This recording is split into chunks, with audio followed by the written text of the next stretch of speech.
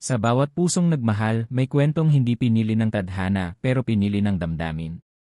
Dito sa ating channel, bibigyang buhay natin ang mga bawal pero tapat na pag-ibig. Filipino Romance, at ito ang mundo ng mga lihim na pagmamahalan, tapat na damdamin, at kwentong hindi mo malilimutan. Please mag-subscribe kayo sa aking YouTube channel para sa iba't ibang kwento ng pag-ibig. Gabi.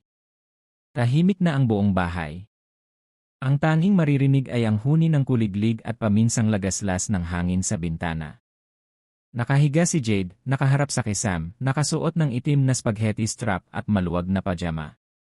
Ang ilaw sa kwarto ay dim lang, parang inaanyayahan ang isip niyang maglakbay sa mga eksenang ayaw man niyang aminin, pero paulit-ulit niyang iniisip.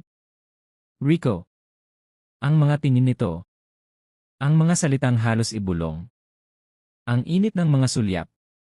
At ang selos na naramdaman niya kanina, ang hindi niya maitangging pakialam. Ngunit hindi niya alam. Habang pinipilit niyang itikom ang emosyon, may nakarinig sa usapan nila ni Rico kanina. Nasa likod lang pala ng pader si Mia, tahimik, pero gising na gising ang isip. Habang nagbibihis si Mia sa kwarto niya, napangiti siya ng pilya. Ah, kaya pala ang init ng tinginan nila. May tinatago pala kayong dalawa, bulong niya sa sarili. Kinabukasan, maagang bumaba si Jade. Tahimik pero halatang may iniisip. Naupo siya sa terasa at uminom ng mainit na tsaa. Maya-maya pa, dumating si Mia, nakasuot ng sleeveless na dilaw at fitted na shorts. Kumaway kay Jade na parang walang alam. Uy, good morning pinsan. Ganda ng gising sabi ni Mia.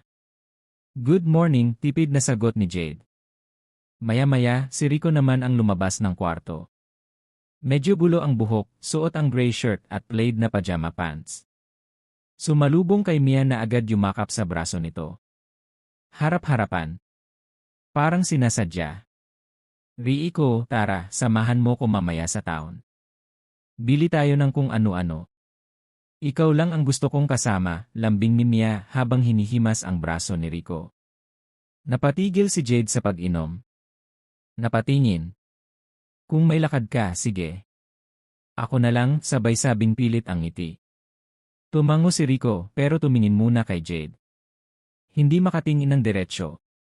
Lumipas ang ilang oras. Pagbalik nila Mia at Rico mula sa town, si Jade ay nasa kwarto lang, nakahiga, pero gising na gising ang diwa. Pagkakatok ni Rico sa pinto. Jade, pwede ba akong pumasok?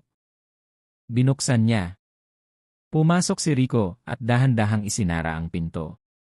Alam kong naiinis ka kanina. Pero wala yon.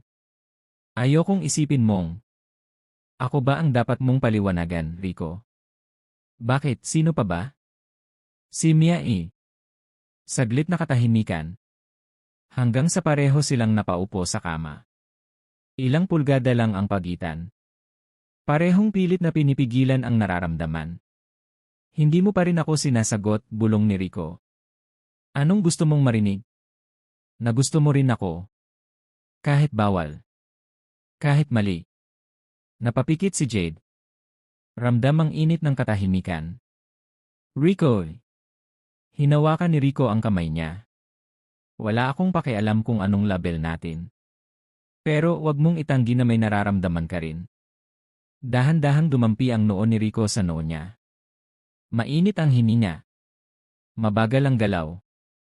Tahimik ang paligid, pero parang sumisigaw ang bawat pulgada ng balat nila. Bago pa man magtuloy ang sandali, biglang. Tok tok tok. Si Mia. Uy. Jade, Rico. Si tita hinahanap kayo.